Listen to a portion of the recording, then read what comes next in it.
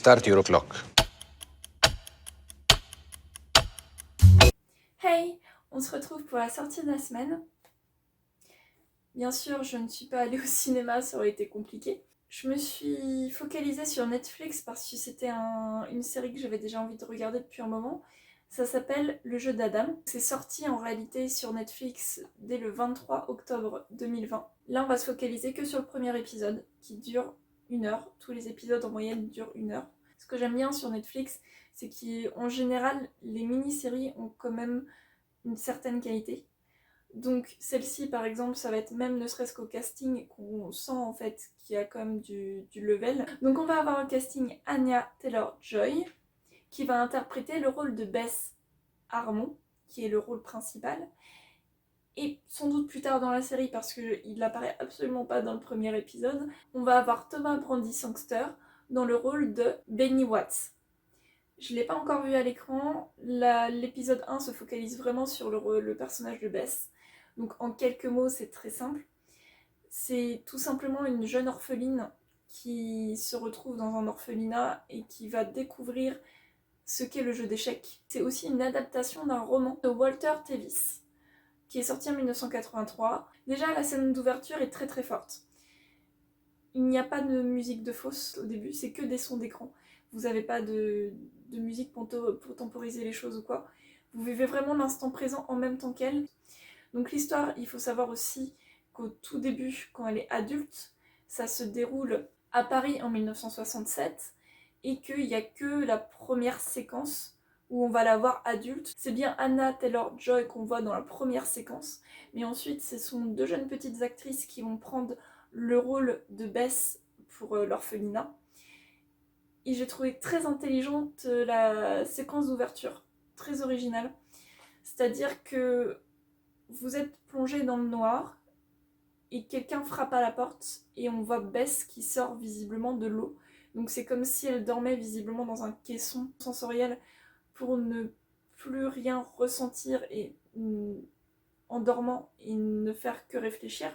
Comme je vous disais par rapport à la musique, ce que j'ai trouvé très intéressant surtout dans les premières minutes, si après on perd un petit peu le fil, c'est que pour bien vous marquer l'instant présent, l'instant qui compte, vous n'allez pas avoir de musique qui va vous faire vous évader. Vous êtes là avec elle, vous subissez les choses entre guillemets avec elle. C'est-à-dire que le stress, la profondeur de champ qu'il y a dans les plans caméra est assez bien trouvée, mais le stress qu'elle ressent à chaque instant, en tout cas bien dans la première séquence et même quand elle est enfant pendant très longtemps, ça vous montre en fait qu'elle est emprisonnée d'une certaine façon dans ce temps présent, qu'elle peut pas en sortir et vous non plus. Et du coup, je pense que c'est pour ça qu'en fait il n'y a pas de musique, mais surtout que vous entendez le moindre petit grésillement, les choses qu'on entend au quotidien. Cette séquence d'ouverture est là pour vous montrer comment quelqu'un peut se sentir oppressé par la notoriété fulgurante dans laquelle elle est projetée. Elle ne le fait pas ressentir visuellement l'actrice puisque c'est voulu. Elle est censée être vraiment de marbre pendant tout le long, ça se voit. Quand on commence à se lancer vraiment dans le principe de elle apprend à jouer aux échecs avec une certaine personne, donc que vous découvrirez dans l'épisode si vous regardez, bah ça devient long. Il y a un bon moment, je dirais au moins 20 minutes dans le premier épisode, où ça devient long, où on revoit à peu près les mêmes étapes, même si je comprends pourquoi ils l'ont fait, pour montrer comment s'installe la relation, etc., que ça a pris du temps. Ça, je pense qu'il y a beaucoup de personnes qui risquent de décrocher quand on bascule dans l'onirique. Là, forcément, la musique prend profondément un sens, puisque c'est pour aussi nous plonger dans un état onirique.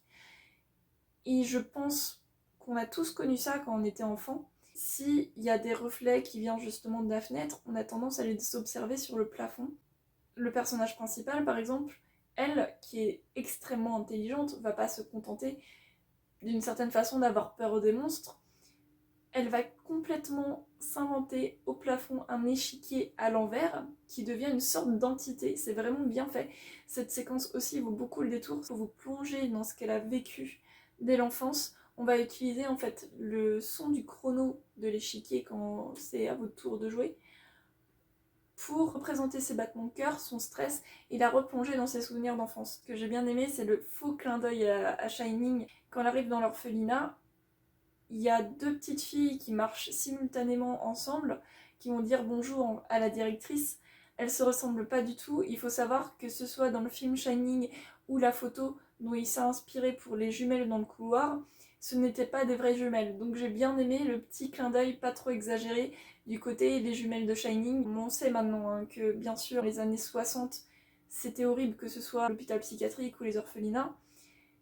Mais je trouve ça intéressant que même encore aujourd'hui, on puisse critiquer ce qui s'est passé dans ces années-là de manière intelligente et non trop exagérée. La critique de l'orphelinat se pose en plusieurs temps. Déjà, il vous montre qu'effectivement, si vous êtes pas assez jeune, vous ne serez pas adopté, ce qui est quelque chose aussi d'actuel encore aujourd'hui. Hein. C'est pour ça que je trouvais ça intéressant de ressouligner des choses qui, par le passé, étaient réelles, mais qui le sont encore aujourd'hui.